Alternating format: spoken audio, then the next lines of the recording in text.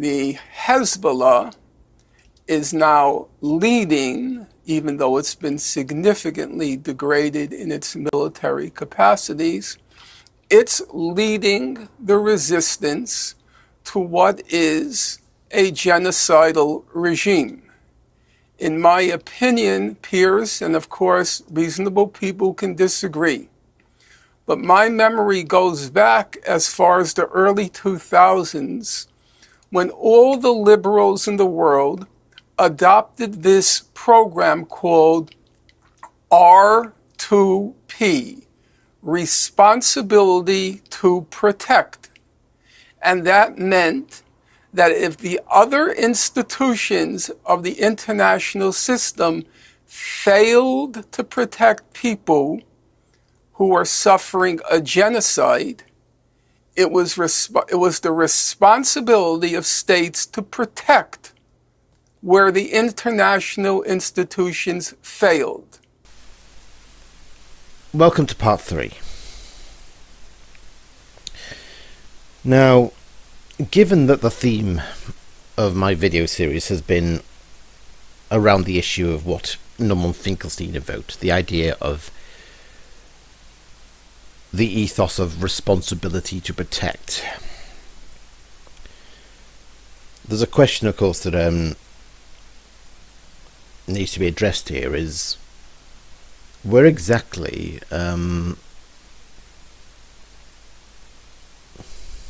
where does Hamas ever live up to the ideal of responsibility to protect?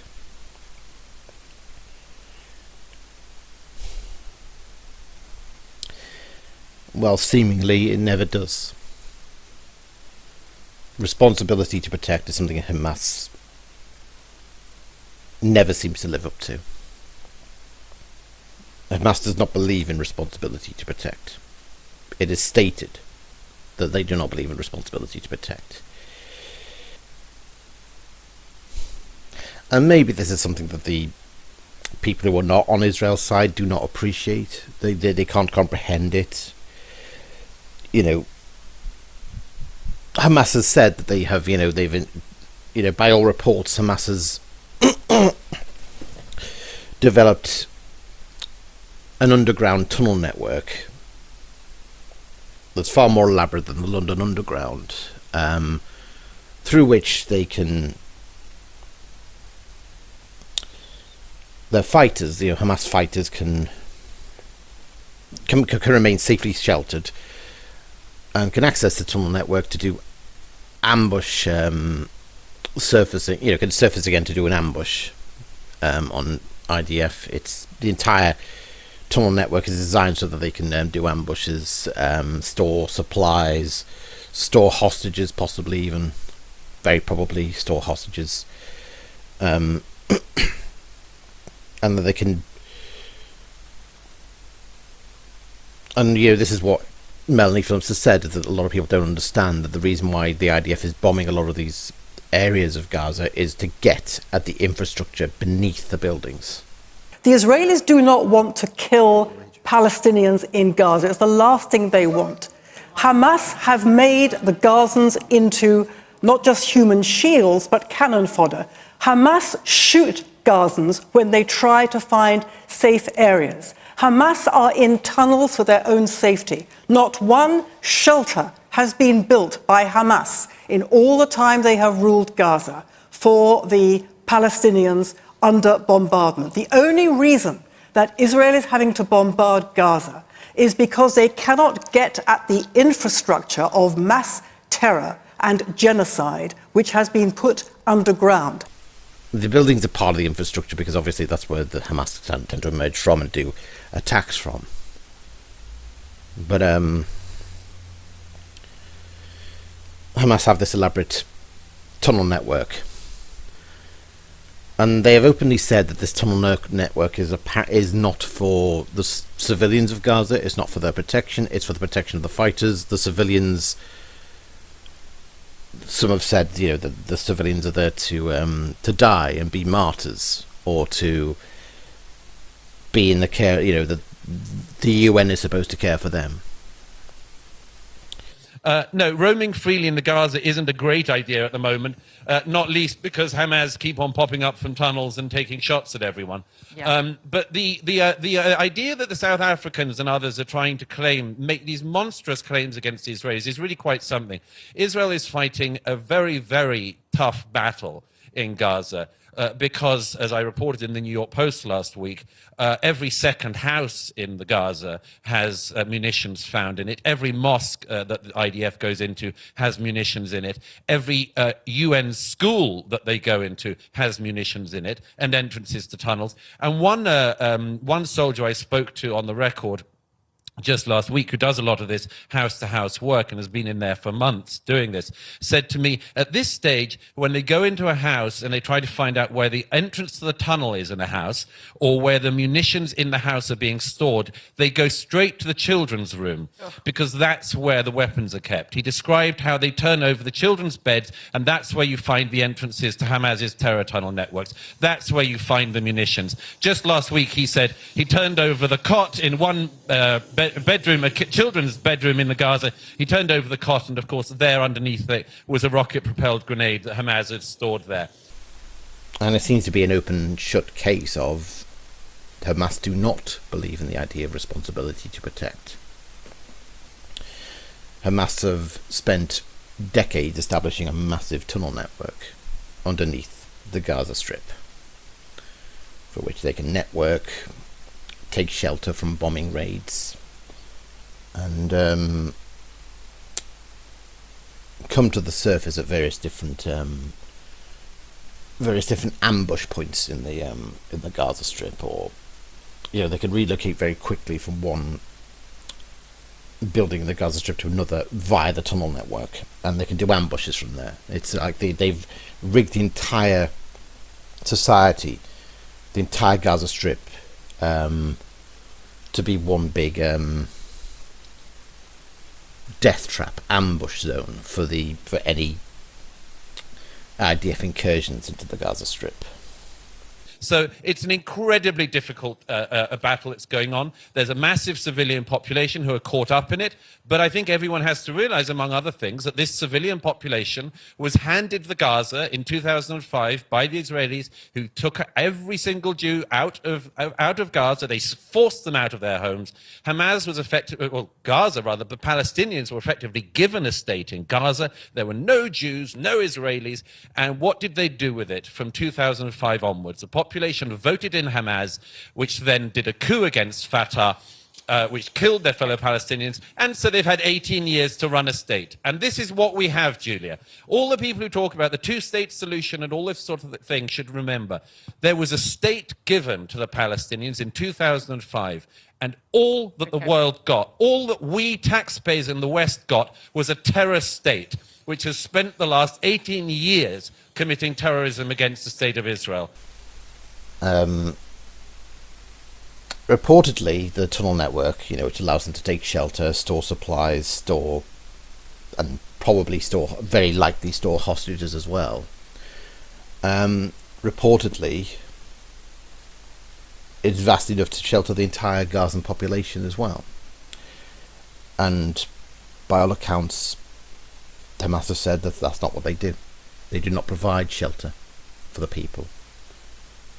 The tunnels are for Hamas only, they have said, apparently. They've apparently said that the tunnels are for Hamas only, and for,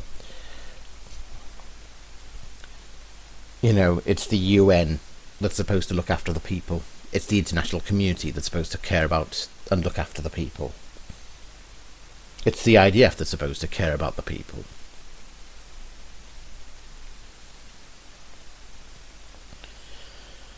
Now, a lot of people who are not particularly pro-Israel cannot necessarily wrap their head around that, because it just sounds so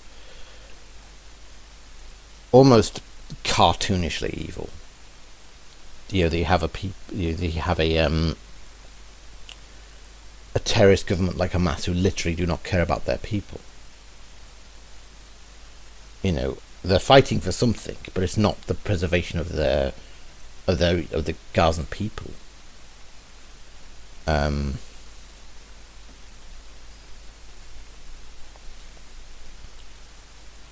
And how the hell can they rule with consent? How the hell can a society have that view that their only purpose is to die?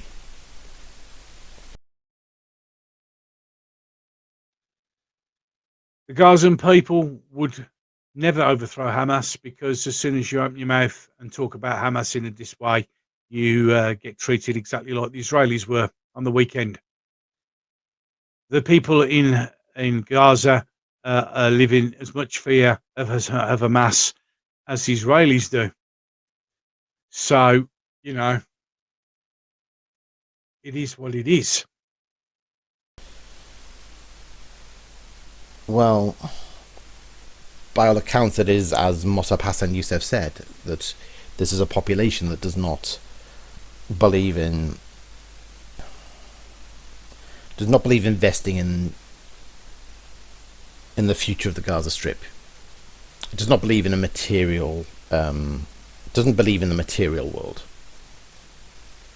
It doesn't believe in this material mortal life, or preservation of this immortal material life. What it believes in is the next life. It believes in martyrdom. It believes in the idea that if they make this noble fight against the Jews, to rid Palestine of the Jews, then they will be rewarded in the next life, and that every citizen of Gaza plays a part in that. So now the situation in Gaza, we call it a human shield situation, a society that has been hijacked by Islamists who don't value life, their purpose in the other life, not in this life. Hence, they want to destroy Israel, and they want to destroy all other civilizations. And this is why we don't accept this. Then it doesn't matter what happened before October 7. October 7 cannot be justified as resistance. What happened was barbaric. What happened was savagery.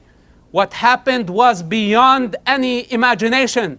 This is what ethnic cleansing and genocide really means. When you kill Can I ask one question? communities, Can I wipe just, them I'm so out sorry, because I of don't their want to interrupt. religion, because of their Can I ask religion one and question? ethnic background. What's happening in Gaza not because of the ethnic and religious background of Gazans.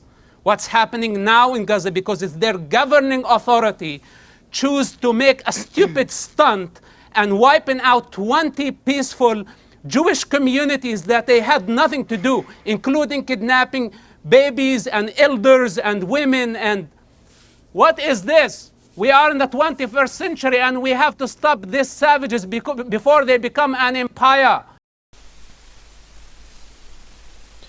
Now, a lot of people don't grasp it, like I said, but I think some of us who never quite grasped, people who are not particularly pro-Israel don't grasp it.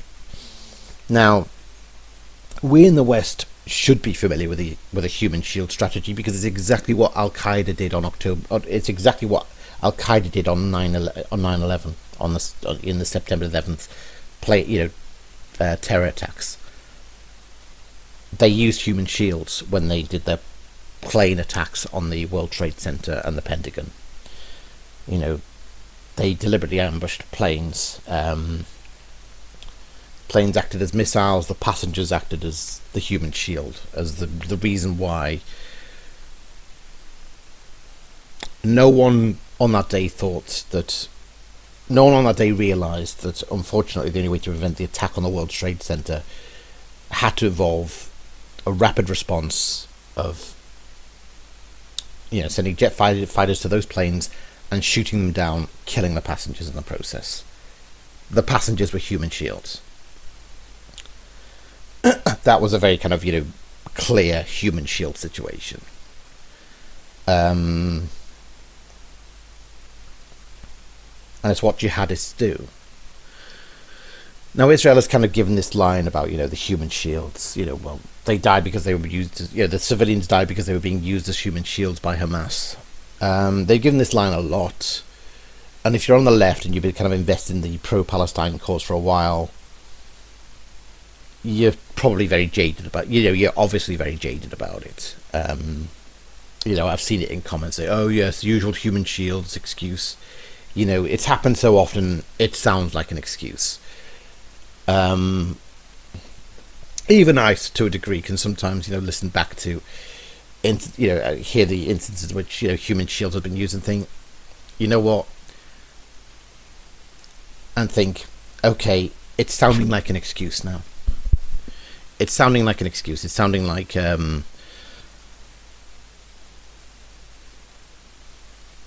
expression of indifference. But October the 7th changed that, I think. For some of us who were kind of neutral on the whole Israel-Gaza Israel-Palestine situation, for those of us who were neutral on the whole Israel-Palestine situation, I think on October the 7th we kind of realised, we just understood instinctively, without knowing all the intricacies of how Gaza is set up, how Hamas thinks, what their philosophy is, what their grand ambitions are, and how their grand ambitions are, you know, this spiritualist belief in the next life rather than any kind of material focus on investing in what's a good life for the Gazan people. On an instinctive level, we knew when Hamas did that attack, we knew there was going to be massive retaliations by Israel for it. There had to be a war over this.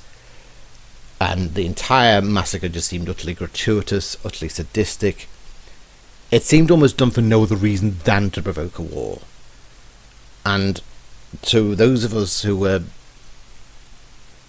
outsiders of this conflict, it was clear they really don't care about their people.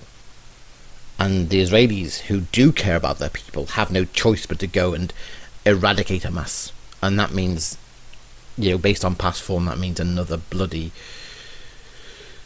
costly, devastating war in which a lot of Gazan civilians and Gazan children are going to die. But then, you know, let's not forget that Hamas also killed children on October the 7th. They deliberately, and not as collateral damage, they deliberately massacred families on October the 7th, including children. Hamas was they were smart in the way that they executed their plan. Make no mistake about this. They are not concerned with collateral damage inside Gaza, or inside, indeed, any Palestinian-controlled territories. They do not possess the same perspective on loss of life and a differentiation between civilians and between uniformed combatants as people in the post-Enlightenment West do, and I need you to understand that. So, you know, I suppose for some of us, it was a renewed understanding that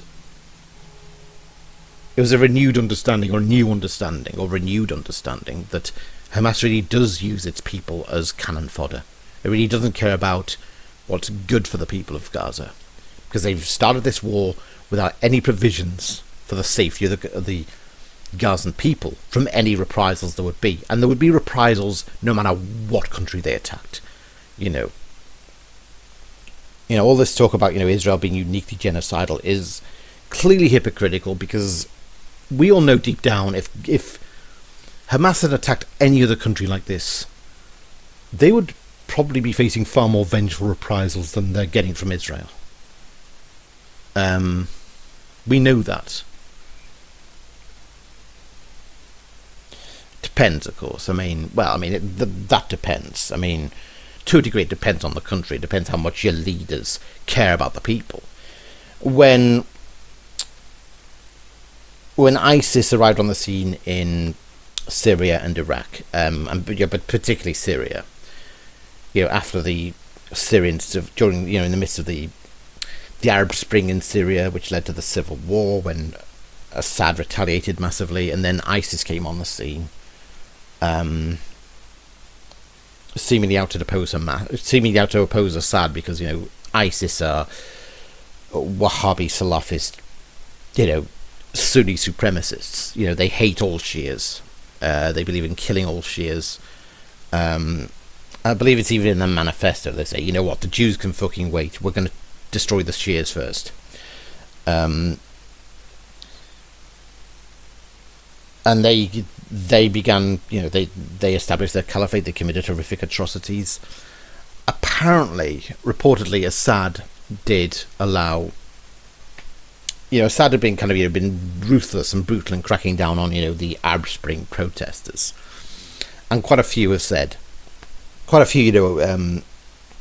Syrians have said, I've heard Syrians say this, we believe that Assad deliberately used the kid gloves when it came to ISIS. He allowed them to spread as a threat because he knew that that if he allowed the threat of ISIS to grow, then the people would stop rebelling against him and flock to him for protection instead. That it'd be advantageous to him to wait for the opportune moment to take action against ISIS.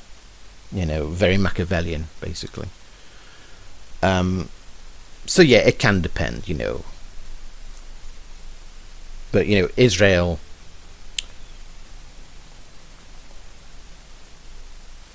cares about its population enough to retaliate and to to believe, okay, we've got to destroy Hamas now.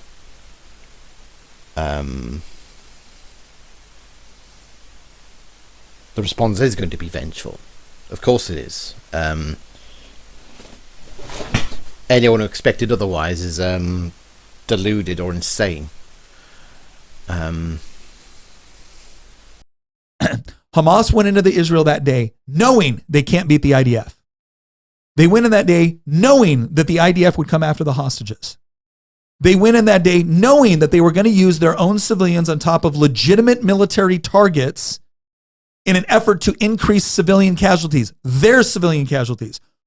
And yet they knew that Western media and academia would back their play and make a false moral equivalency argument. The question that you got to start asking yourself, if you're serious about this, how did they know they could trust left-wing academia and media to back their play? How did they know? Those of us who've kind of supported Israel out here because we know that there is a unique evil to Hamas that has forced this war machine in motion and left Israel no choice but to go to war. And they've done that because Hamas do not believe in responsibility to protect. They believe that their responsibility is to win this holy war, and that they will all reap their rewards in the next life. The martyrs will get the reward in the next life. You could give them all the money to invest in making the Gaza Strip a productive, thriving culture you want. They're not interested. That's not their goal. Those are material goals. Their goals are spiritual. Gaza is just a tool for them to reach that spiritual goal in the next life, not in this life. That's what people aren't understanding, I suppose. Now, the issue, of course, of when it comes to Israel, however, there is the darker understanding that Hamas has been a terrorist menace for a very, very long time.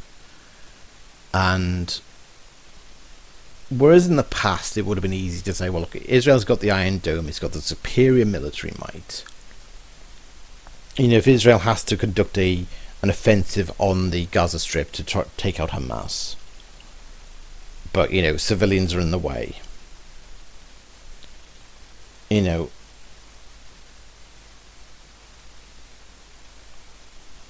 surely they can pass up the shot and say, I'll get the terrorists later, rather than kill innocents in the process.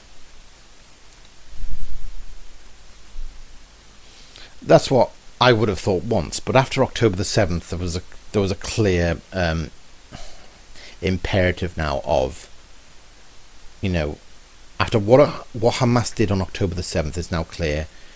Okay, if you don't take the shot when you have it there and then, those terrorists will come back at a later point and commit the October the 7th horrors. There'll be a danger to civilian life in future if you don't eliminate them now. It's imperative now that you eliminate that terrorist, regardless of the civilian collateral in the way. You've got to win this war. You've got to take out those Hamas fighters, as many of them as you can, because your mission is to rescue the hostages and, end Hamas's rule. And the quicker it's done, the quicker the war's over, the quicker the sufferings of the war end. So it kind of becomes more imperative, It's not just an excuse anymore, if you know what I mean. It's a reality of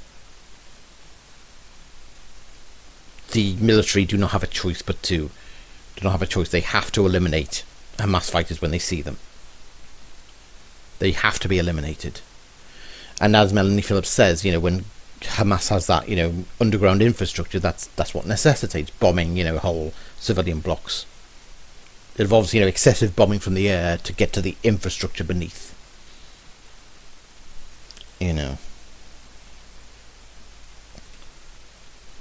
And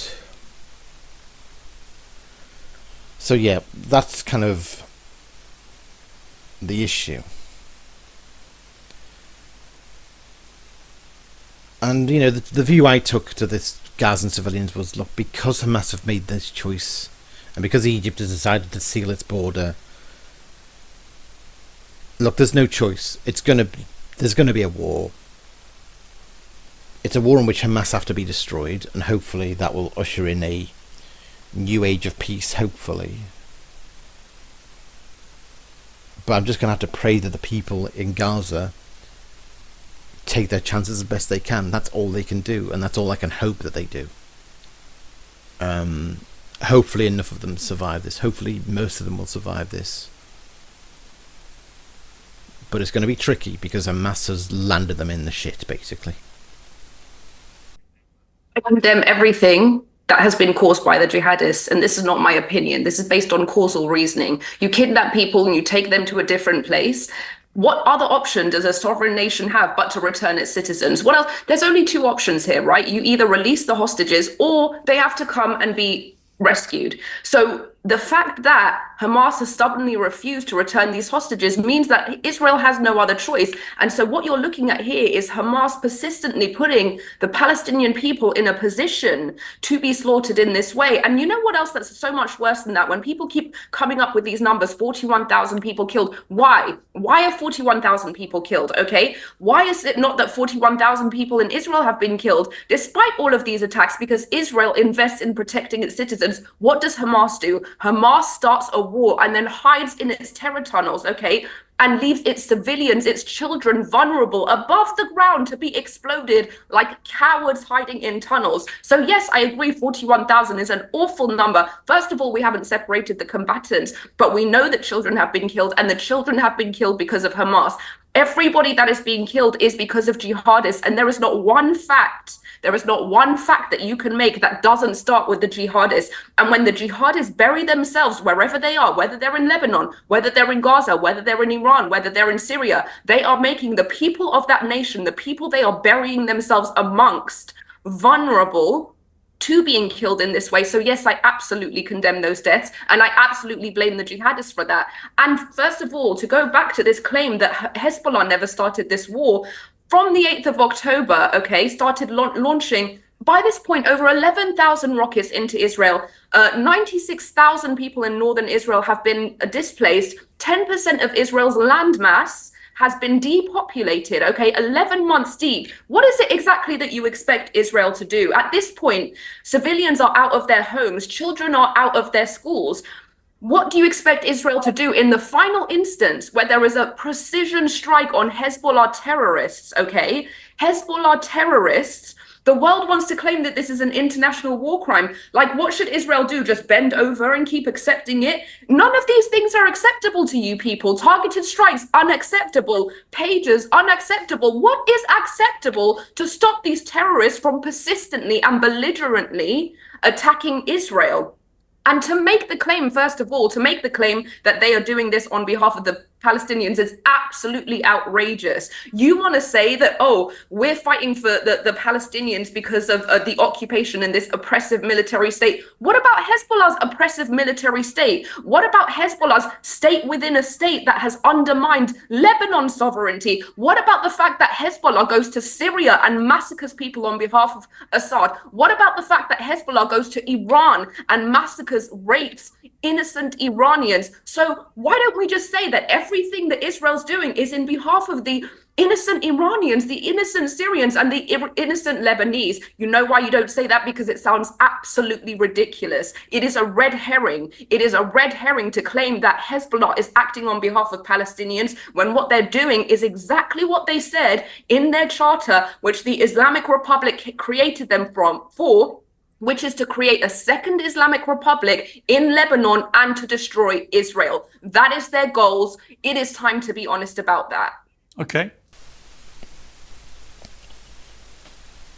And, you know, the IDF can only do so much to be precise in its aim and its targeting. Like I've talked before about the question of how sure I am in my support for Israel.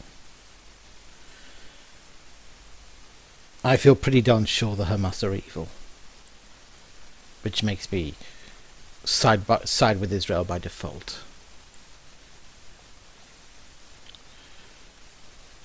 And I'm pretty sure that I'm on the right side of history when it comes to looking at the other side and seeing how pro-Hamas they are. How pro-terror, how anti-Semitic they are, how deranged they are. How sick in their head they are.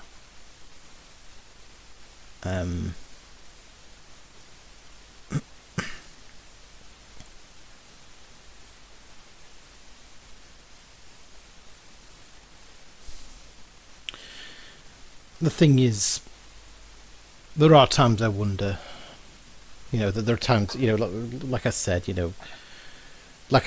are times when, you know, people confront me with, you know, where you know, I become confronted online. You know, there are times when I become confronted with reports of the IDF committing an atrocity or something of some kind. And yeah, sometimes my reaction is just to turn a blind eye. Just to say, you know, it's alleged. I'd rather just think, you know, it's alleged. It's here, you know, it's hearsay. You know, what's stated in the report does not give you the full context of what happened or how it could have been faked up. And, you know, to be fair, quite early on into the war, there were various incidents where it was proven that particular reports against the IDF were being faked up. There was the one that sticks in my mind, you know, quite early on in the war was when I think Israel had ordered the Gazans in the north of Gaza to evacuate. And, you know, early on in the war. And there was filmed footage of the of a particular highway in Gaza where you know, cars of Gazan people were driving south, apparently. They were heading toward the place they'd been supposedly evacuated to. And then there was an explosion in the road. And it was described, this is Israel airstriking the convoy that was told to evacuate. What the hell's going on here? Now, my first instinct was to think, okay, there's been a bit of military bureaucracy here. You know, someone's ordered an evacuation. Someone else who is not privy to the evacuation order has just begun hostilities without knowing. You know, without knowing. It's a mix-up, probably. Then someone slowed down the footage and exposed the fact that the explosion itself was not caused by a missile from the air. And they said it actually looks much more like a roadside IED. Very similar to, you know, what was used in Iraq by Al-Qaeda. Hamas have booby-trapped this road, essentially. This was not the IDF. And this kind of inclined me to think, wait until someone debunks this, and that's when it will probably become clear that, Israel's being framed, or there's a wider context to this, or there's a wider story to this. That exonerates the IDF. Someone would come up with the proof that this was bullshit, if you know what I mean. And I became used to waiting for that to happen. Whenever there was a reported atrocity or a clip showed an horrific event, there was someone there who was able to explain, listen to the gunfire, I know my guns, that is Hamas standard issue weaponry, not IDF standard issue weaponry. And I became used to waiting for the truth to kind of will out in the end. But it didn't always. There were instances in which no one had an explanation, and the Hind Rajab incident is definitely one of them. No one knows what really happened, although a lot of pro-Palestine activists claim they know exactly what happened. If you know what I mean.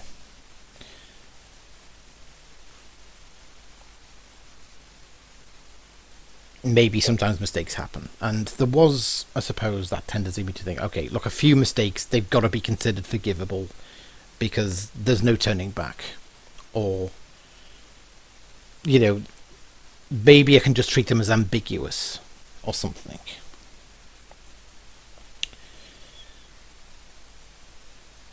And I suppose the thought was that all I could see was the goal. The goal had to be the defeat of Hamas. We were too deep into the war, and there came a point that I thought we're too deep into the war. This war has to be won. Israel has got to get the hostages back. It's got to destroy Hamas. It's got to defeat Hamas. Otherwise, it's going to be the same story a generation on. Another war like this. Let's uproot Hamas. Let's tear out Hamas by the roots while we got the chance, because a chance like this might never come again.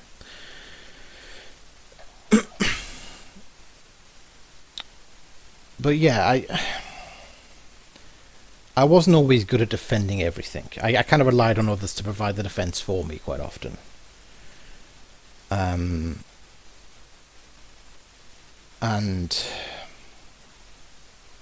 the thought, what if I'm wrong, was sometimes there, and I guess basically I just put it down to, if I'm wrong, I'm wrong. But even if I'm wrong, I'm not as wrong as the side in this that have sided. I'm not as wrong as the socialists and the leftists who have sided with Hamas. They are dead wrong. I can at least say I'm even if I'm wrong, I'm righter than they are, if you know what I mean. And that's kind of the thought that kept me going. But I did think, well, what happens if there comes a point I can't defend everything Israel does now? What if there comes a point where I can't defend Israel? Well, of course, that came into a conundrum because the thing is, the obvious conclusion, the conclusion would not be I'm going to suddenly slag off all, I'm suddenly going to kind of turn on all the Israeli people and say they should be abandoned to die at the hands of Iran. That's not going to happen, no way. At most, I'll probably voice some, issues at the Israeli government, Netanyahu maybe. If it comes to that, if it comes to the point where I have to be critical of something about Israel, that's where it will be limited to. But even then, I've still got that nagging thought at the back of my head of, well, if not Netanyahu, who else? I don't think Israel can afford a peacetime leader in this situation. Not against an enemy like Hamas, if you know what I mean. Because the thing is, I think I realised at this point, well, the one thing that's kind of nags me throughout this, and it's something that's I've realised is that even as critical as I am, sometimes I've been a bit critical of Israel, but I've always been conscious of the grim truth that we're now in a situation where, when it comes to the criticism of Israel, even if there were legitimate grounds to make, some criticism of Israel's actions, we're in a climate where even a drop of that legitimate criticism is poison right now.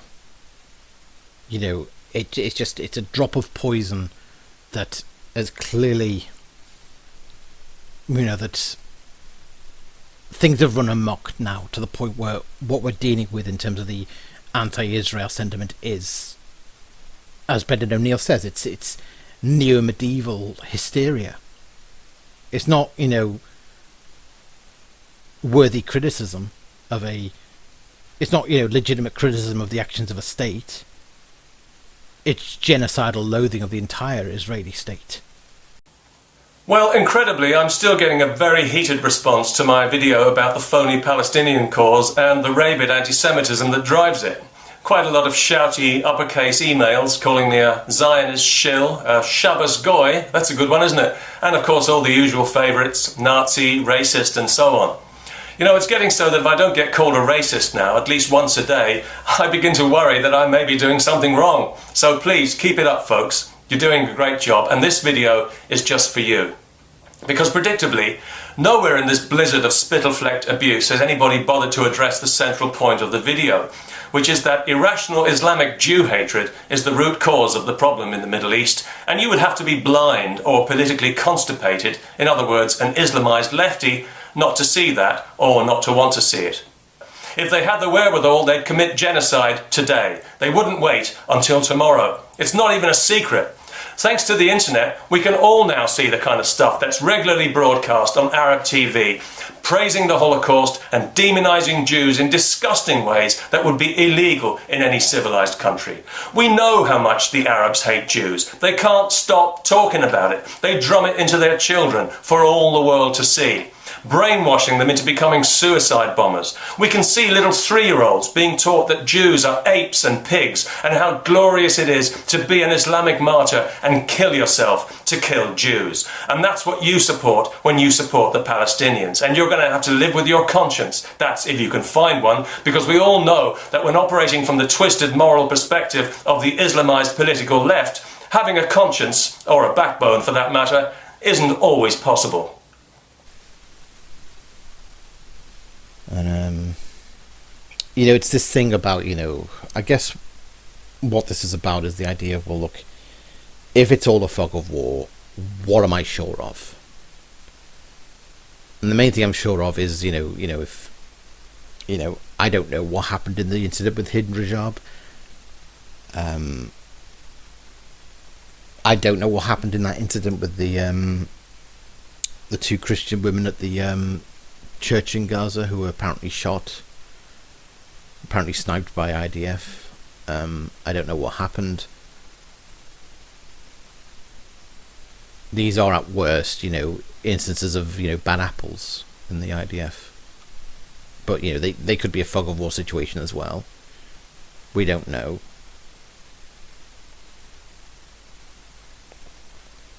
But, I think most of us who support Israel would say, none of us would have wanted that to happen for the world.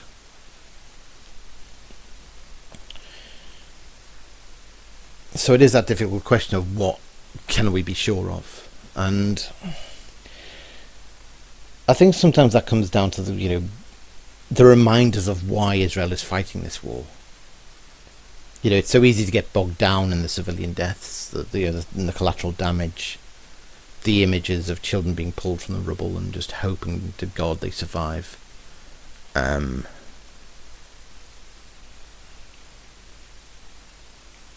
Some things can grow hard to defend. And I've even said this, that sometimes I question what kind of Israel supporter I am. And I would definitely say that, there are particular instances in which I would very squarely say I'm not an absolute defender of Israel. I'm not an absolute defender of Israel. Every country has its sins, and Israel is no different. Every war involves horrors and atrocities and mistakes, and Israel is no different. What simplifies this for me is that this is a war that clearly Hamas started. Hamas did not plan all of this and execute all of this by themselves. They got help. They got a lot of help.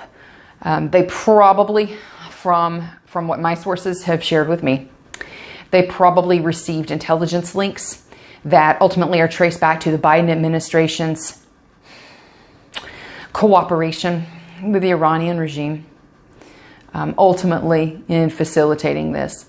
This attack was extremely well coordinated. It was extremely well planned. And it has, unfortunately, all the marks of training, and not just from drone usage, not just from a technological standpoint, but if you review the footage from the terrorists who were infiltrating these towns and massacring civilians, women, children, taking babies from their mothers, taking Americans most likely hostage. These jihadists received training in small unit tactics.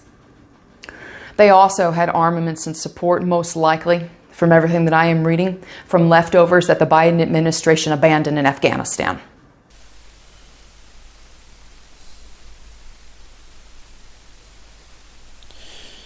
So, the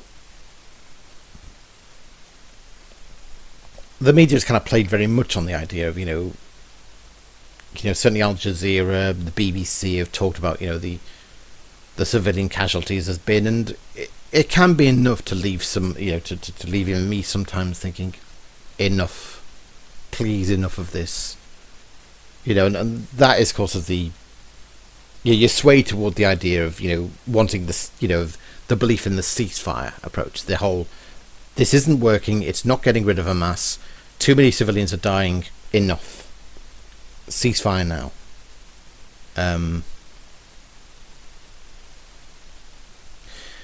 Now, usually what has kind of kept me supporting the war effort, after all, is unfortunately the wretched nature of the pro-Palestine camp. The anti-Semitism, the sick rhetoric, the pro-Hamas rhetoric. Stuff like that kind of instills in me the belief, look, these people cannot be allowed to win. These people cannot be allowed to win. Like all things Islamic, the Palestinians have long been officially above criticism in the West, and the terrorists of Hamas have plenty of friends, especially in places like Norway and Sweden, whose governments and media seem to hate Israel almost as much as they hate their own countries. Although Jew hatred has always been part of European culture, thanks largely to the Catholic Church, Norway and Sweden are now getting serious reputations as almost Islamically anti-Semitic. Now, obviously, that doesn't apply to everybody in those countries, but it does apply to the governments and the media who control and who slant the information people get, and who do their best to demonize Israel out of all proportion to reality in the minds of the people. And the people, well, it's a curious thing about the Western world in general. Nobody trusts the media, yet everybody believes what the media tell them. So although I sometimes get the feeling that half the people in the West would almost applaud if Iran were to attack Israel with a nuclear bomb, in Norway and Sweden, God bless them, they'd probably hold street parties. It's that classic thing of, well, I don't care what makes you cry because I've seen what makes you cheer. Yeah, I can't care what makes you cry because I've seen what makes you cheer.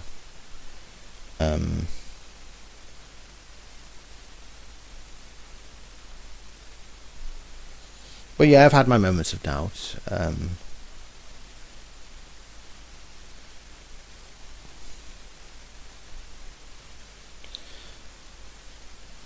But there are always those moments that kind of make you proud to be an Israel supporter.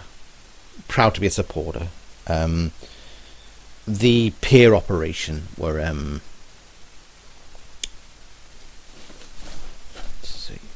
Israel rescues 6 hostages.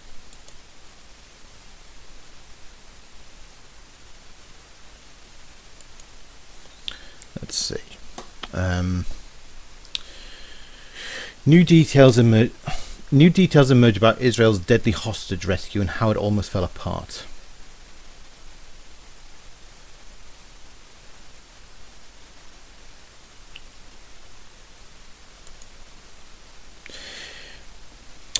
Ramat Gan, Israel. New details emerged Monday about the rescue of 4 hostages, a high-risk operation that proved to be Israel's most successful of the 8-month war, but that brought death and horror to the central Gaza refugee camps where they had been held by Hamas.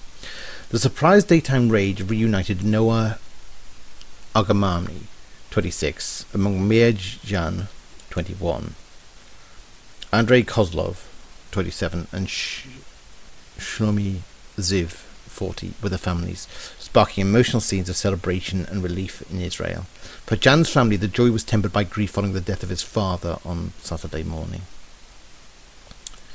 In the Nuseirat refugee camp, Palestinian families mourned after at least 274 people, including dozens of children, were killed during the raid, according to local health officials.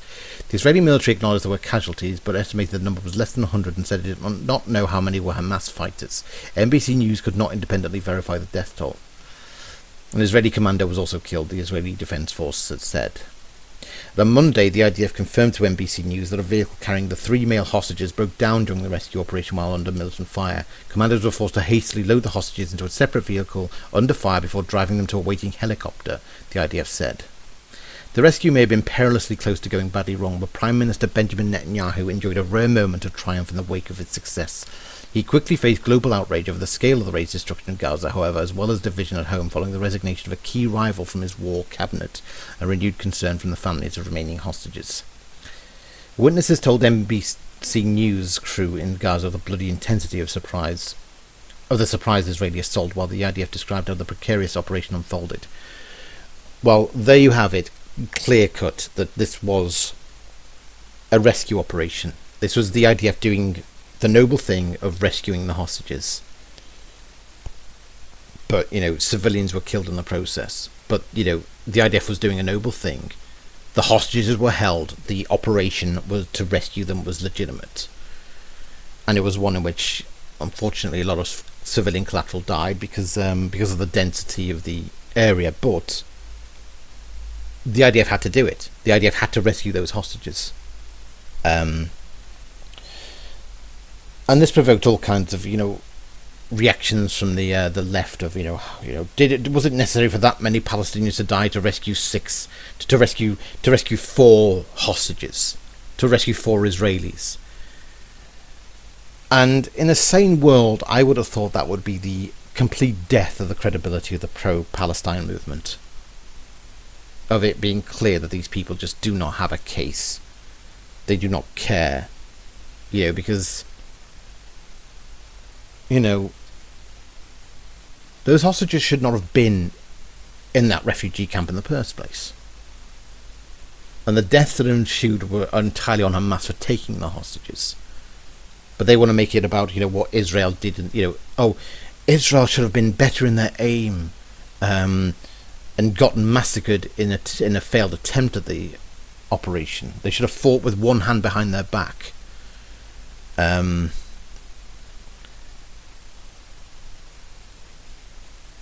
It is, and it's carried on. There's still kind of people who say of these kind of hound the hostage. They on Twitter you see them kind of making kind of deranged kind of comments about the surviving hostages. Of look at them celebrating their freedom. Why aren't they sparing a thought for how many Gazans died in the rescue of them? It's like these people are sick. These people are deranged. They're honestly deranged. But it was a great kind of, celebratory moment. And it's like, yes, okay, but they've rescued the hostages. The clarity of this mission is kind of made clear. It's the IDF are not just waging this war gratuitously. This is what it's about. It's about rescuing hostages. It's about bringing hope to the people at home.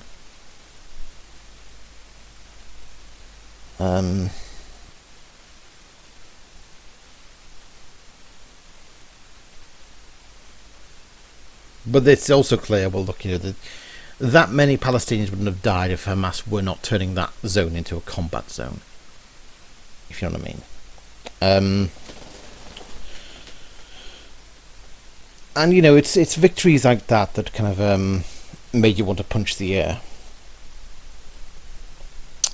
And I do remember at the time sharing a kind of a lot of frustration, with Israelis on Twitter about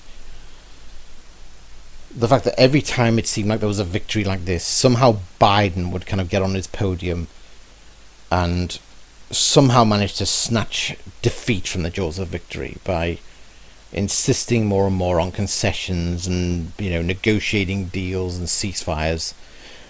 The worst thing is, after this incident, I do remember him giving a speech in which he announced there'd been a negotiated ceasefire and hostage deal. The United States is working on a hostage deal between Israel and Hamas, which would bring an immediate and sustained period of calm to Gaza for at least 6 weeks, which we could then take the time to build something more enduring. Over the past month, I've had calls with Prime Minister Netanyahu, as well as the leaders of Egypt and Qatar, to push this forward. The key element of the deals are on the table. There are gaps that remain, but I've encouraged Israeli leaders to keep working to achieve the deal. The United States will do everything possible to make it happen. That he'd gotten Israel and Hamas to agree to this, through the mediation of Qatar, apparently. And he talked about this hostage deal that would have involved the hostage deal that we know happened in February. Eventually the one where Israel has to release 100 or so Palestinian terrorists from its prisons, and in exchange they get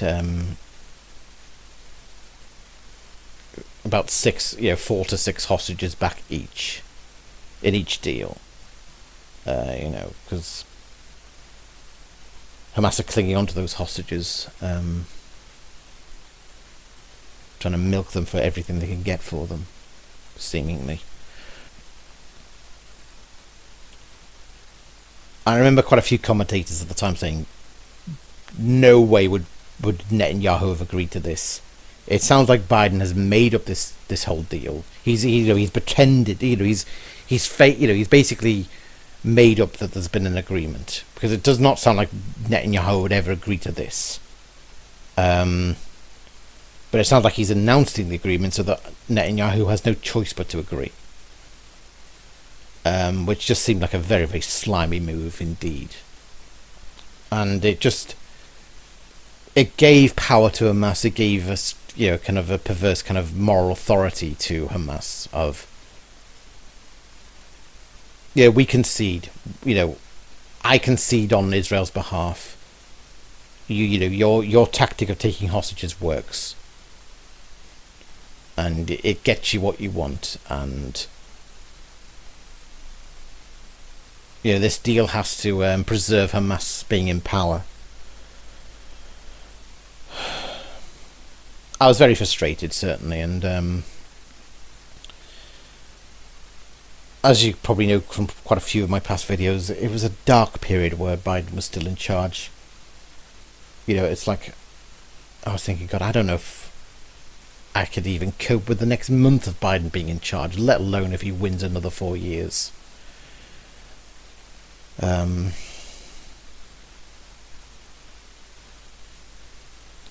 It all seemed to rest on Trump. This election had to be one in which Trump won, otherwise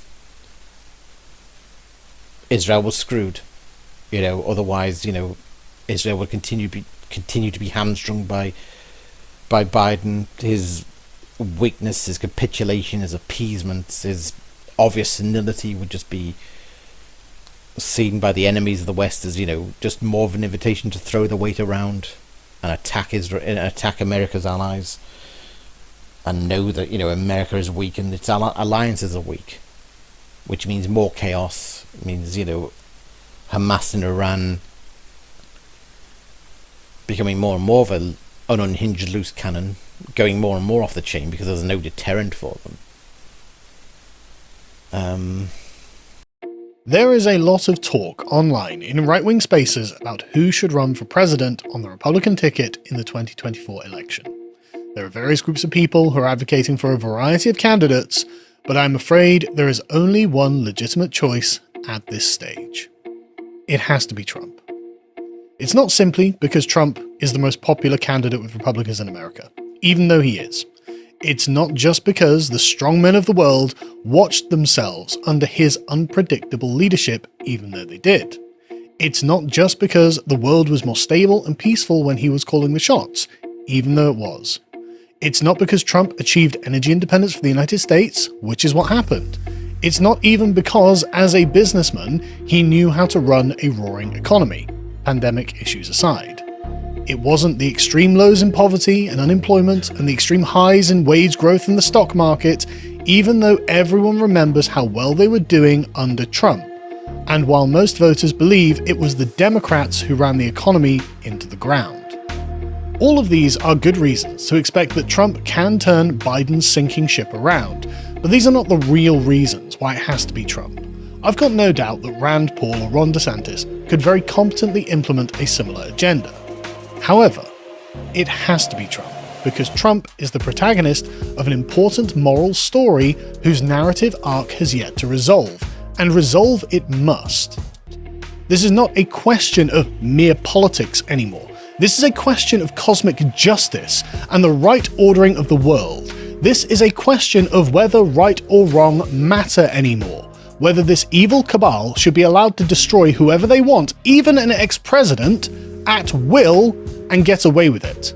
They are ruining you, they are ruining your country, and they are ruining the entire peaceful ordering of your world, and they expect to get away with it. And they did it all because you chose Trump as your champion. This is why it must be Trump. You know, it all kind of hinged on, I think for a lot of Israelis and a lot of Israeli Americans, certainly the realization was, we've got to get Trump back in power. Trump back in power is the only answer. If Biden remains in power or the Democrats remain in power, we're screwed. Trump's term, his foreign policy when it came to Iran and Israel, it worked. It kept Iran sanctioned, it kept Hamas bankrupt, it kept UNRWA bankrupt. Biden reversed all of that, and October the 7th is the consequences of it. And why Biden did it, it's seemingly it was a reversal for the sake of reversal. It was a whole thing about, well, we're going to undo all of Trump's policies. If it's a Trump policy, reverse it. And it all kind of hinged on whether come November, whether Trump won. The first debate, of course, between Trump and Biden was it was a televised debate between Trump and Biden, and it was utterly cringe. Biden was just barely coherent. He had kind of very kind of awkward pauses, awkward kind of moments of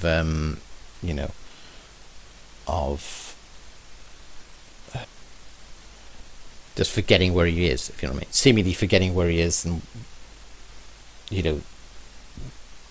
senility, dementia is clearly set in. That man, as evil and wicked as he is a poster child for elder abuse and for people in senile years and experiences of their lives to be taken advantage of. The sad thing is that now this is happening in the highest office of the land. And it was gut-wrenching for me to watch.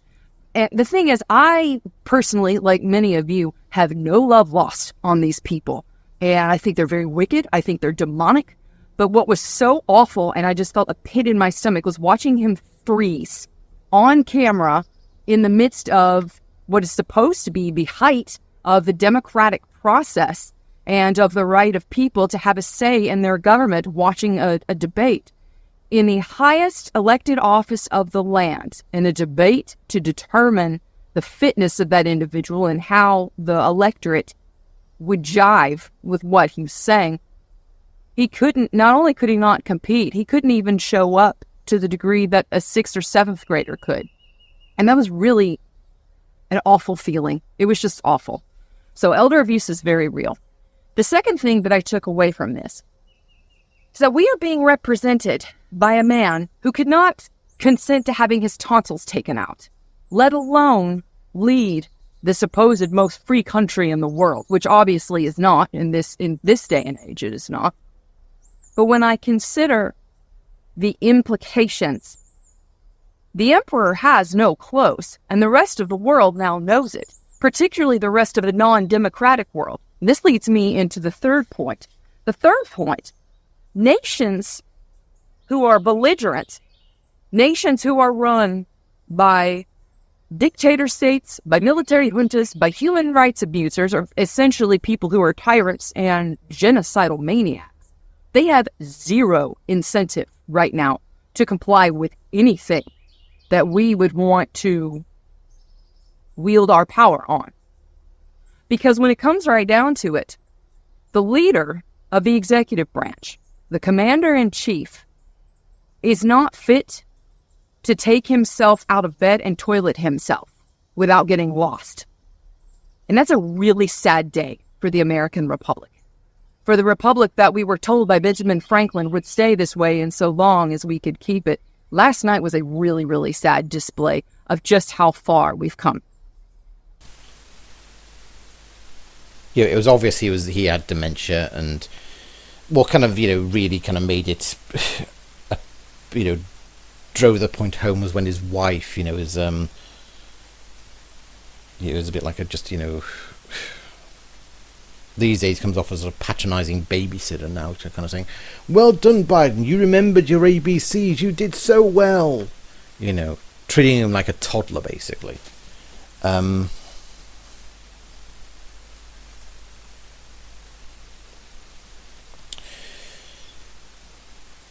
it was obvious to most of Americans that, shit, we've got to see our president, that there's no one at home at the White House.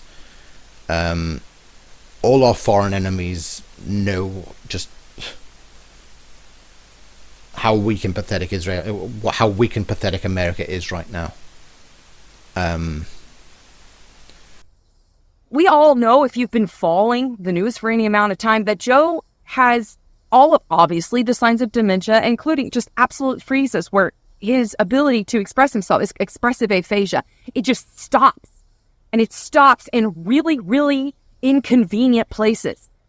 But of all the times that it could have happened, it happened approximately 13 minutes into the debate. Most people are not going to sit there like I did and you did probably and watch the entirety of the debate. They're not going to do that. They've maybe got 10, 15 minutes into him. Of all of the times that he could have screwed up and really showed the ineptitude that characterizes not only his night last night, but the entirety of his term, he did it at the very beginning when most people were watching. And of course, that's going to send panic. The panic was immense, and I think, they realised that, it's like it was unavoidable. It's like there was no hiding it now. And then, of course, the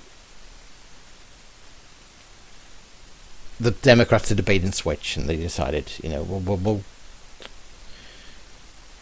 we'll run with Kamala. We'll put Kamala in charge. We'll put Kamala at the head of she's going to be running for president in this term. Biden seemed to kind of remain a kind of de facto president, but it's almost like he seemed to disappear from the scene. It's like he's president, but no one's seen or heard from him. Where is he? Is anyone home, kind of thing? While and the idea was that Kamala would kind of take the lead of, I'm going to be the next president. I'm going to be the next candidate, because And I have to say, I worried that this bait and switch would be successful, because up until this point, I'd seen a lot of people kind of on Twitter saying, I don't care, not voting for Trump. I'll never vote for Trump. Nothing will get me to ever vote for Trump. you know, it's Biden. I'm going to vote for Biden rather than Trump. I would rather vote for Biden than Trump. You know, and at first, you know, when that debate kind of went as badly as it did, there was the hope, okay, surely people have to see it's Trump or nothing. You know, Biden is so senile, people have to see that Trump is the only hope. And so maybe that's going to incentivize enough people to say, well, look, we've got to have someone cognizant and coherent in charge of the White House. Somebody who actually is all there. You know, we can't have a senile president. So, you know, I thought, okay, well, maybe that's ensured enough people will hold their nose and vote Trump. And the fear was that now that they've done the bait and switch with Kamala Harris, the people would now think, well, we don't have to do that now. We don't have to hold our nose and vote Trump because Kamala is at least not senile. She's an improvement from Biden enough that we will get behind her rather than Trump. You know, we don't have to hold our nose. And I have to say, you know, Kamala did seem to turn on the charm offensive in the lead up to the presidency. You know, she did her best, and you know, I kind of watched this and thinking, oh God, you know, maybe she is going to win. Maybe she's going to win on the charm offensive alone, and on the progressive ticket about, you know, the idea of being the first black female president of the United States. Sure, a lot of the campaign ads of the Democrats were cringe, and the whole, you know, I'm man enough to be secure in, you know, what women do. You know, there's a bunch of rednecks who kind of, you know, talking like progressive students, you know, kind of progressive Marxist professors, you know, Marxist feminist professors. You know, it's just, yeah, this is bullshit. It was crunch day on election day, and I do remember kind of, you know, I was going to stay up and watch the results because, you know, bear in mind, you know, here in Britain it's a different time zone. The election results on in America they stretch on into the morning, early hours of the late hours of the early to late hours of the morning here. And I thought, look, I'm not going to get any sleep if I watch the result, if I watch the you know, election results unfolding. I'd rather just, so I decided to go to sleep and say, look, I'll face the music in the morning. If it's bad news and Kamala's won, I'd rather just, you know, I'd rather it just be broken to me in one go next morning.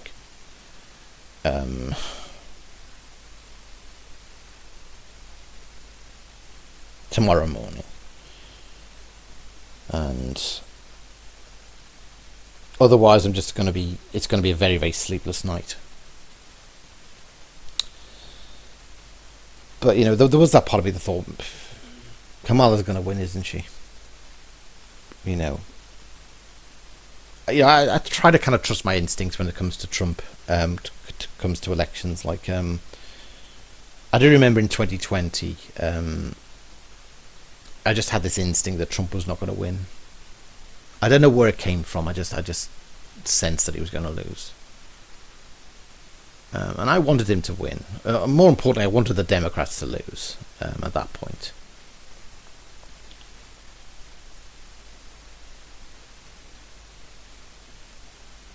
You know, I wasn't particularly a fan of Trump in his first term, but, you know, by the end of 2020, I was kind of convinced, yeah, it's not so much I want Trump to win, is that I think the Democrats deserve to lose. And yeah, I knew that on some level that Trump was going to lose. I don't know where it came from. It was just an instinct. And the morning after 2024, looked on my laptop.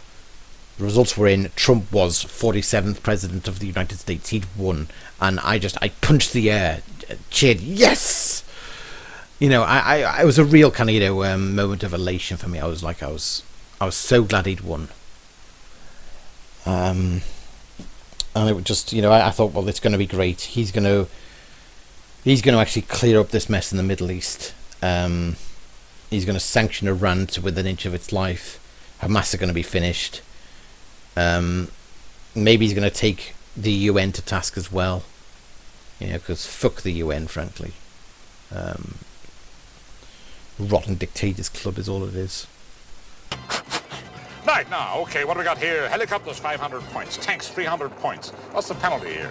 Minus 1,000 for shooting a UN truck. That's an awfully big penalty for hitting a United Nations truck. Give me a quarter, Pat. I'll put it in for you. Okay. Right, here we go. Here we are. This takes me right back. Wow!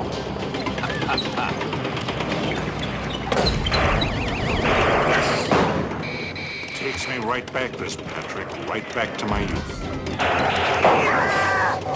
Dad, you got minus 1,000 in penalty. Oh. You hit the UN truck. Oh, goddamn UN. Now, they have no business being there. They're always where they're not wanted. I'm gonna get their sons of bitches right.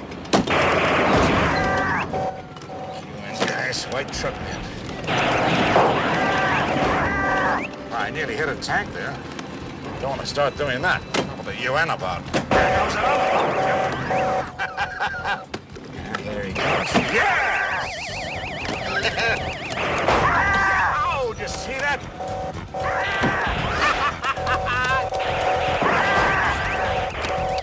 The tragedy is Trump actually was quite a weak candidate. Yes. He was weak. Yes. And by weak, I mean flawed. And if you had somebody who was competent, who knew what to do, who was politically savvy, who was smart, who was sharp, who had good ideas, you would have taken him to the cleaner. Of course. So why didn't we do that? We didn't even have a primary. We spent 4 years pretending Joe Biden was not senile. Of course he was. Like the delusions we're willing to tell ourselves, it's truly embarrassing. They didn't take immigration seriously. We did what we do as Democrats, which is we try to be people pleaser. We said nothing that was real. We appealed to the elites, and now our bed is made, and we're going to sleep in it for the next 4 years. Oh, and I've had so many conversations with people. They don't like Trump, but they don't like the Democratic elitists more. They hate us more. They hate progressives more. They hate the people that announce their pronouns more. They hate the people that do land acknowledgements more. They hate the people that derail every single conversation into racial grievance more. They are so sick of that. And until the Democratic Party can back away from the abyss and turn into something that normal people are going to vote for again, yeah, Trump and the Republicans will stay in power. That's just a fact.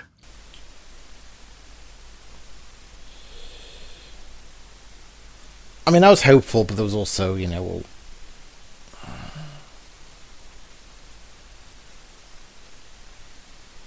was that part of me that thought, well, look, he's going to have to undo a lot of damage that Biden has done, that Biden's weakness has done.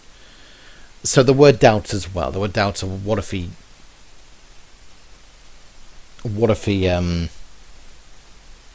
the damage is too much? What if Biden has done so much to expose America as a paper tiger that Trump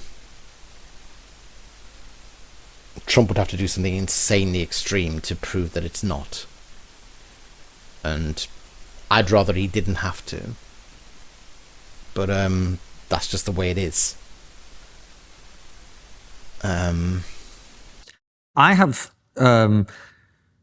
I've no problem people having an intellectual position if they're consistent with their own behavior. Right. But the truth is, America would never in a million years accept being attacked by thousands of rampaging, raping terrorists without flattening whatever country had perpetrated that atrocity. So for people to sit in the comfort of America by their swimming pool and be like, oh, Israel should be... No.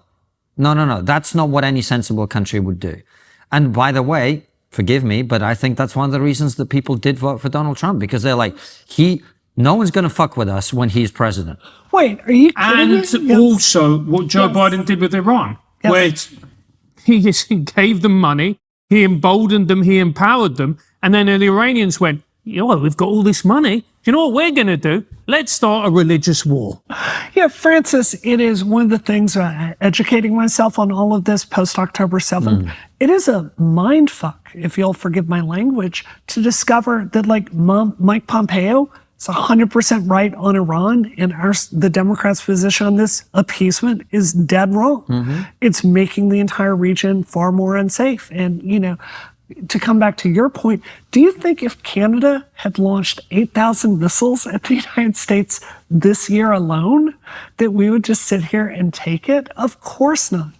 And Israel, it's so disappointing to me that Israel in the last 3 months has taken out the world's trash for it. You know, they've taken out Hamas, they've hurt Hezbollah, they've gone after the IRGC. And, you know, you would think Biden would be like, thank you, Israel. Job well done. We've been trying to kill that guy for 20 years behind the Marine barracks bombing. Instead, it's wagging our finger at him.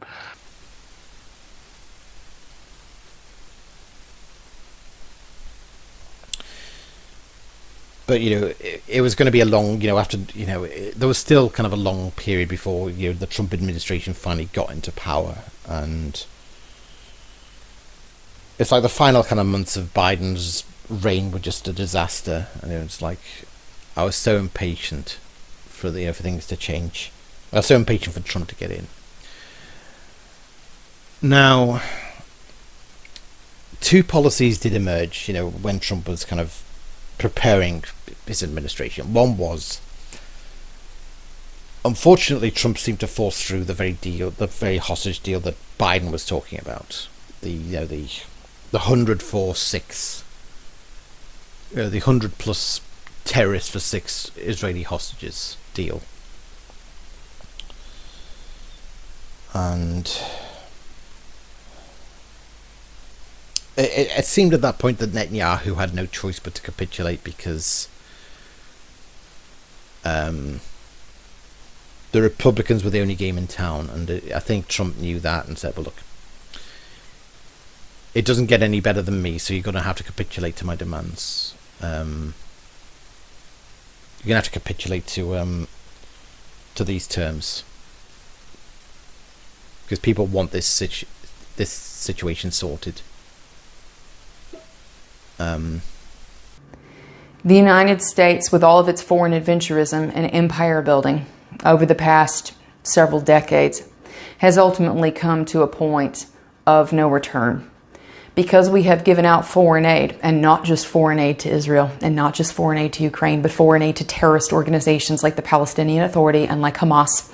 And yes, I've witnessed it with my own eyes.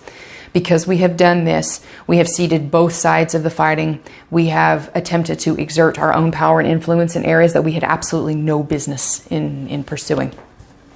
The Founding Fathers warned us from the very beginning against foreign adventurism. And so the challenge with foreign aid is that, as everybody knows, there is no such thing as a free lunch. The United States, while seeking to control softly the movements of governments and regions and giving out foreign aid, gave out foreign aid not only to Israel, of course, which is everybody who hate Israel. It's their little thing like, oh, the United States has been propping up Israel. The United States has been sending a lot of money also to the terrorists on the other side of the equation as well. They have funded Hamas heavily through cloaked humanitarian resources. They have extensively funded the Palestinian Authority. Lots and lots of money got siphoned away. Yasser Arafat was a big part of that in the late 90s. But I mean, these numbers are very, very well documented, and if you so choose, you can go and do the digging and find it yourself.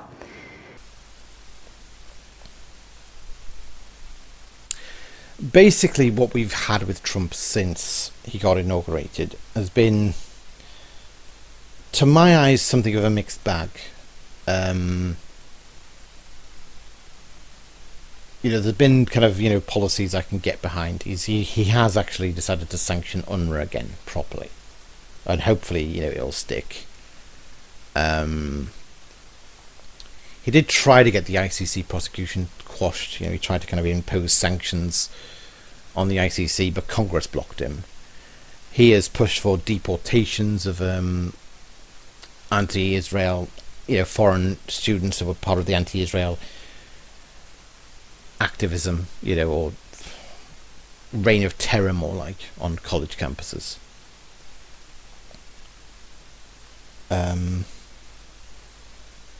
He's just had enough, and he's he's made it clear he's had enough,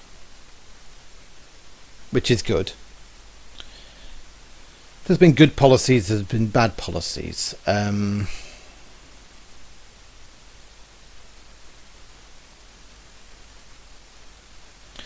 One of his policies was which was one of the dafter policies, but actually was quite genius in some ways, was his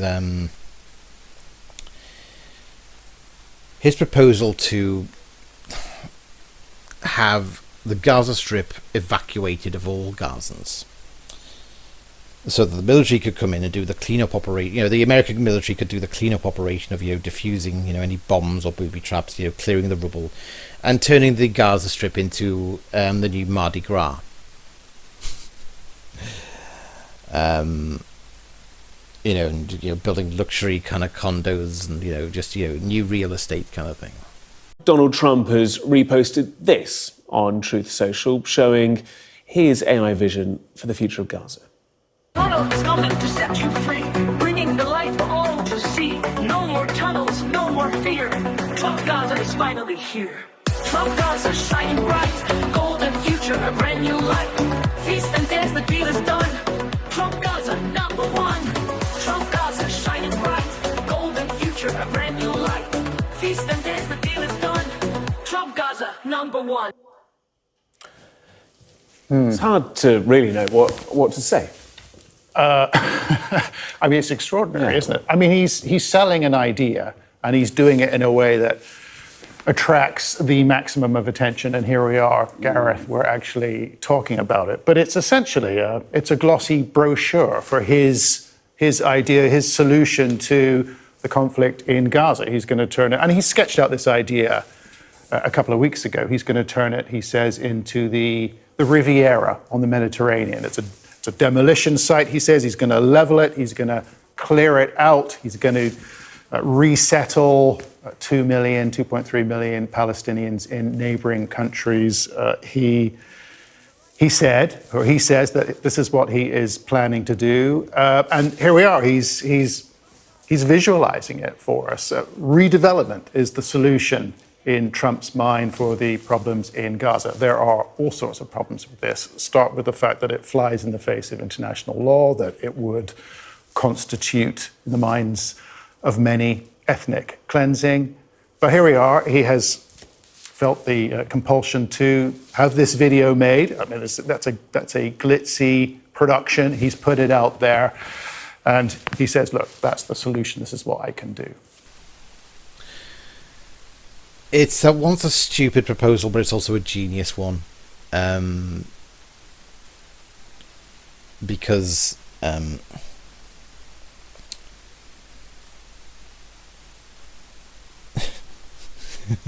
because it provokes such a ridiculous amount of outrage at the progressives and the pro-Palestine lot. Of how dare you relocate the Gazans from their homes?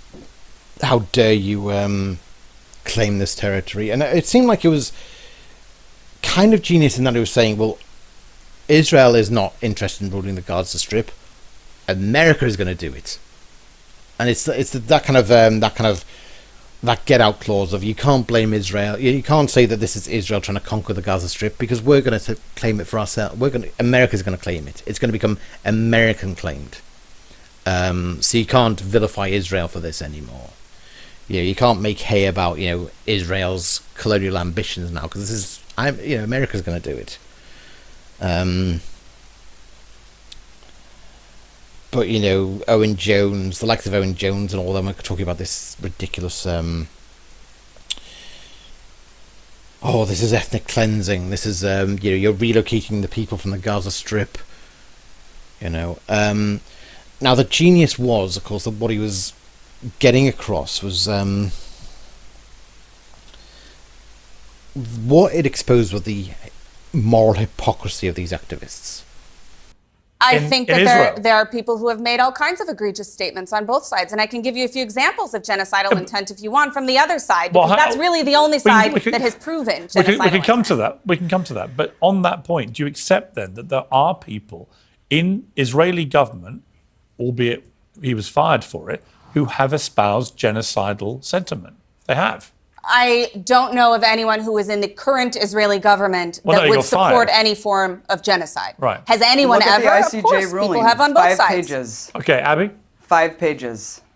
Yeah. 5 pages of people, 5 including pages. social media posts of celebrities, including some of the people I know. That doesn't qualify as a legitimate intent to carry out a genocide. They included one from a comedian on there as well. Strip. Not Emily, to mention the fact that if we Emily, talk look about at the Gaza Strip. illegitimacy, It's completely decimated. Every cultural aspect of life in Gaza has been completely obliterated to make it uninhabitable and unsurvivable for future generations there.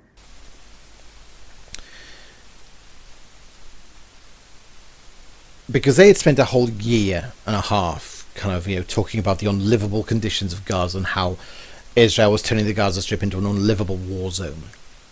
And yet here was Trump finally saying, well, let's kind of have a relocation plan to get them out of the Gaza Strip so that we can redevelop it. And suddenly the left are saying, how dare you propose to relocate them from an unlivable war zone? They should stay in that unlivable war zone and be exposed to famine and disease and, poor medical facilities. You're proposing to relocate them from that hellhole? That's ethnic cleansing. And it was it just exposed there and then the fraudulence of the whole thing. That the left, they don't seem to genuinely believe in responsibility to protect. Because if they did, they would probably get behind this plan, or at least they wouldn't object to the plan. They would say, well, look, the priority is, it's wrong that they're being relocated from the Gaza Strip, but it's for the best if they're relocated to a safe country that's not a crumbling war zone. There's not a disease-strewn, humanitarian crisis zone. Of course they should. They shouldn't be just kept in a Gaza Strip just because we feel it's more important to stand on the principle of, no relocations, no forced relocation. Joining me now, as he does every week, is best-selling author Douglas Murray. Douglas, it's hard to know where to start. So much has happened this week with President Donald Trump's executive orders, including pulling the US out of the UN Human Rights Council, cutting funding for UNRWA, and now this groundbreaking plan to rebuild Gaza. What do you make of it all? And is he serious about the US taking over Gaza, or is it a negotiation strategy?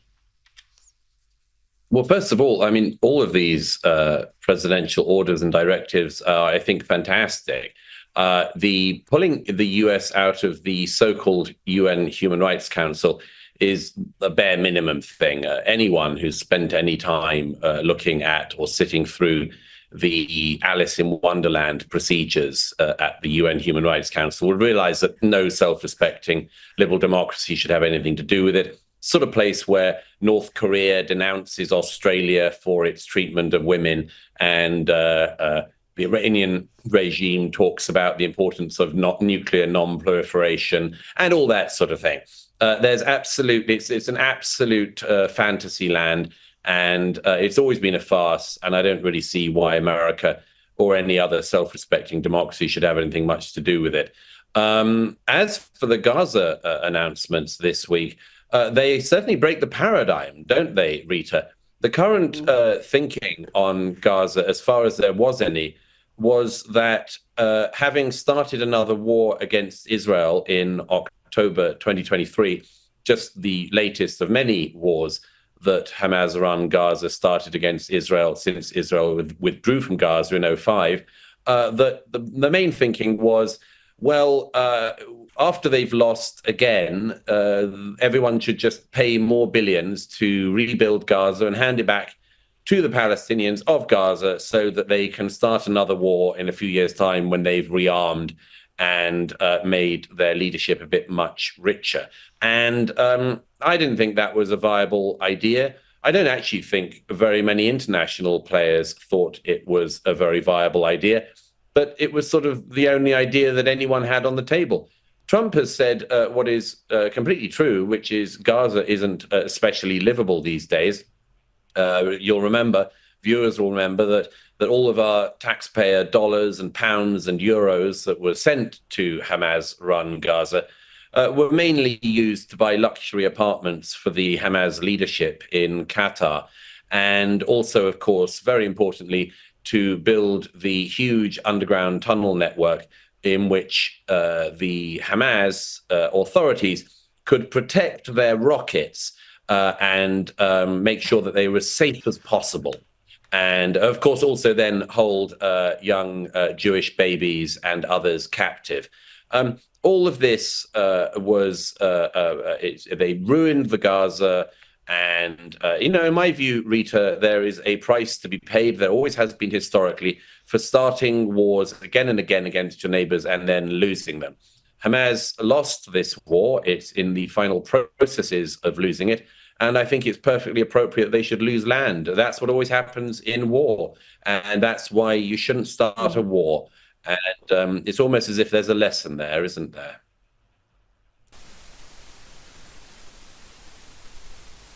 And this gets back to the whole thing about, and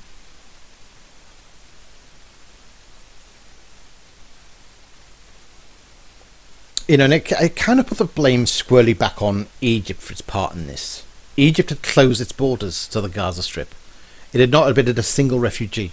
The only refugees it allowed in were ones who were rich enough to pay on the black market to be allowed passage into Egypt. To be allowed through the border walls. But otherwise, Egypt had sealed the Gazan people in, which obviously was going to make the civilian collateral damage far worse because no one can evacuate the Strip now. No one can go to a safe country. So the death toll is going to be exponentially worse than it would have been otherwise. So why the hell is Egypt condemning the Gazan people to remaining stuck in that devastating war zone? It made no sense, and the excuses for it made no sense. Let's go back to, Yardina Schwartz's book, Ghosts of a Holy War, and how the Arabs of Palestine decided they didn't want to welcome any Jewish refugees into Palestine. And the British had to comply with their wishes and put a block on Jewish refugees reaching Palestine, condemning them to stay in Cyprus or being sent back to Europe to face the Nazis and face extermination in their thousands. That's what happened. The British concluded that Muslim fears of Jewish immigration were legitimate. And so 1 year after the massacre, the British issued a new policy, vastly limiting Jewish immigration and land purchases in Palestine. When the Mufti led a violent rebellion in 1936, the British responded by abandoning the Balfour Declaration altogether and its promise of a Jewish home. The pressure of terrorism had worked. And against the backdrop of Nazi persecution, the Jews of Eastern Europe were largely banned from immigrating to their ancient homeland. During and after the Holocaust, tens of thousands of Jewish refugees who arrived on Palestine's shores were sent to British internment camps, both in Palestine and in Cyprus. After his rebellion killed a British official, the British finally decided to arrest the Grand Mufti. Yet he fled the country and allied himself and his cause with Adolf Hitler. Throughout World War II, the Grand Mufti was lavishly paid by the Nazi regime as its leading voice in the Arab world. Living in a Nazi-financed estate in Berlin, the first leader of the Palestinian people led the Arab branch of Joseph Goebbels' Ministry of Propaganda. He issued Arabic radio broadcasts of Nazi propaganda throughout the Arab world and recruited tens of thousands of Muslim fighters for the Nazis. He toured concentration camps and befriended the architects of the final solution. Hitler himself considered Husseini an honorary Aryan. Now, would it sound plausible to you if I put it to you that maybe the Arabs, in pressuring the British to do this, maybe the British doing this, were doing a noble thing? Because it was clearly Hitler's ambition to ethnically cleanse Europe of the Jews. And if Britain had simply allowed the Jewish refugees to flee to Palestine, that suited Hitler's agenda of driving the Jews out of Europe. And so that Britain, in allowing in refugees, Jewish refugees to Palestine, would be somehow complicit with Hitler's ethnic cleansing ambitions. Ethnic cleansing operation is ambitions to ethnically cleanse Europe of Jews. Well, of course, if you put it like that, it sounds absolutely fucking ridiculous. It sounds, that's the most ridiculous argument imaginable.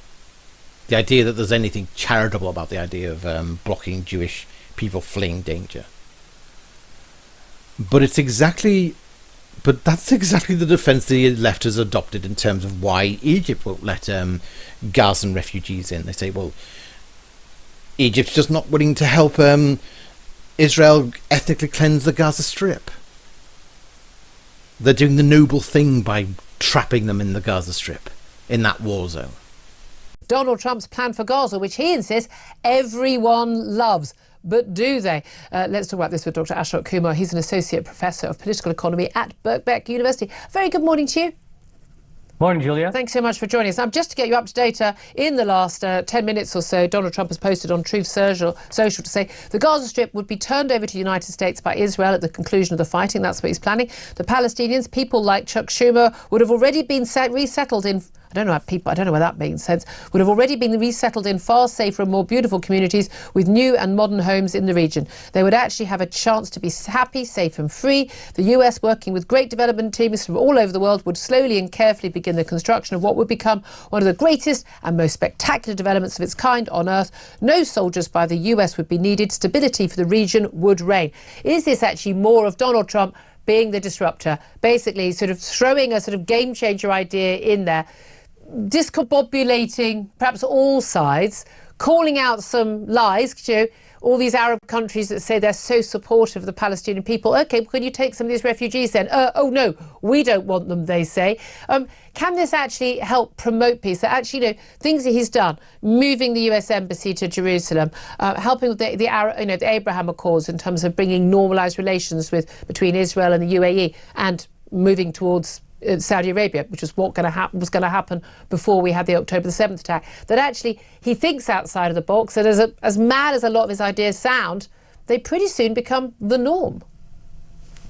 Well, a few things. I think to give Donald Trump credit, while Biden and Kamala were dithering for 14 months and providing arms to Israel, Trump came in and forced a ceasefire. So, I mean, we have to recognize a lot of liberals are up in arms about what he said, but I'm more worried about what Biden and Kamala did than what Trump said, first of all. Secondly, I'm still unhappy about their criticism of Israel to kowtow to constituencies in the US, but there we are. The second point is, yes, other countries, Arab countries, don't want to take Palestinians because they don't want to be complicit in ethnic cleansing. No, because they don't want a radicalized population. That's not why they don't want to take the Palestinian people from Gaza. There's no reason why they should be taking them. No country in there would want to be complicit in this act. Like, it's utterly insane that they can say this with credibility. Say this with the delusion of credibility.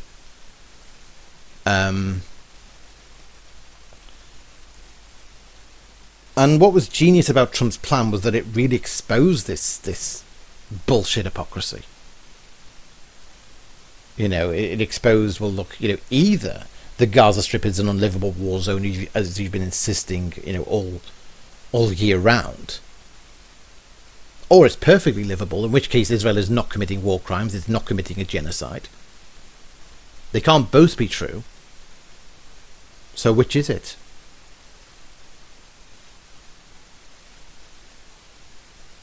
You know, I think it was a genius bit of culture jamming. And it also exposed, like I said, the callousness of Egypt and Jordan in this.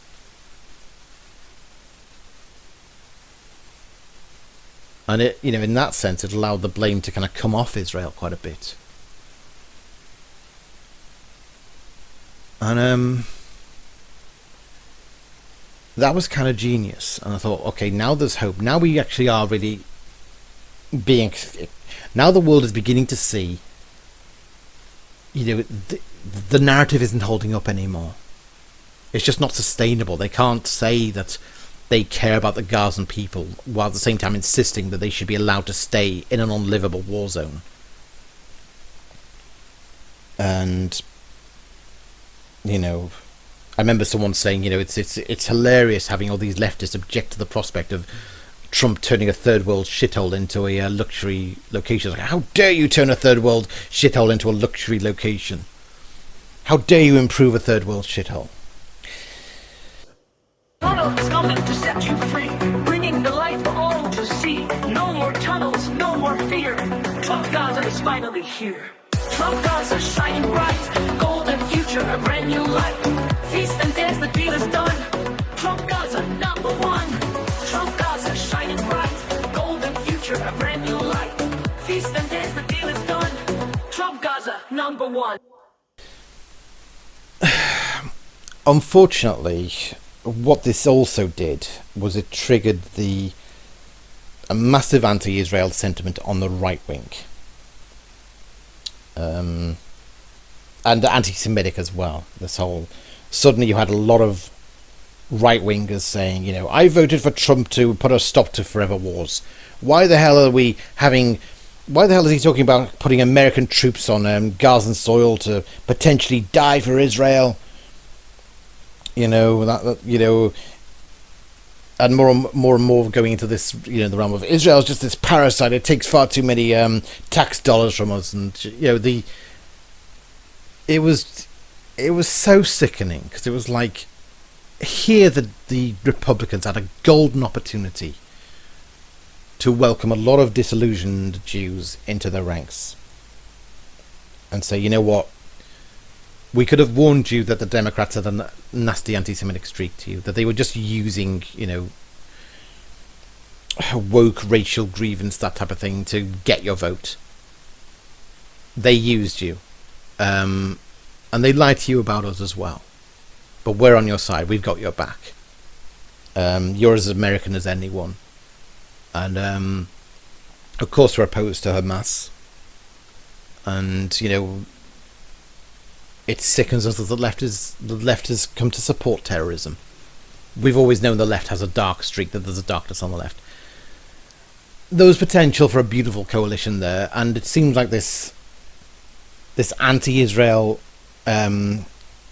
strain on the right just, and I do believe it's largely Qatari funded, and certainly it's been inspired by snakes like Candace Owens. But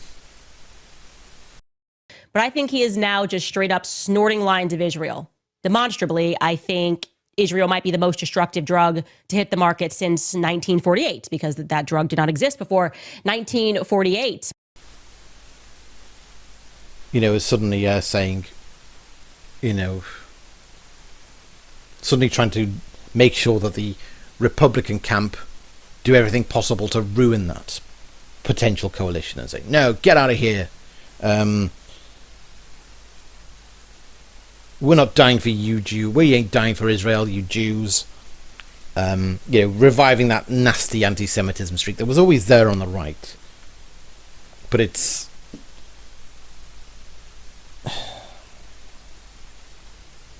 was sickening, really. But I was going to do a video on Trump's kind of relocation plan, and talking about it as, you know, maybe this is it. Maybe this is the beginning of the end of the cult narrative, if you know what I mean. Maybe this is the beginning of the exposure of what a bunch of moral fraud the pro-Palestine camp really are. How they don't really care about saving human lives. I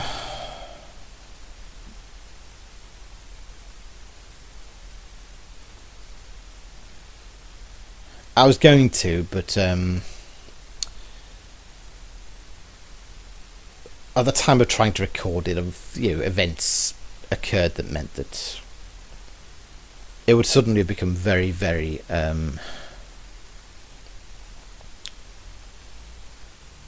very tasteless and crass to even do a video that kind of, that triumphalist or flippant, in light of, more of some very tragic events that happened after. It was like the tone would have been all wrong to put it out, and so I scrapped it because something terrible happened after. Something unforgivable happened after.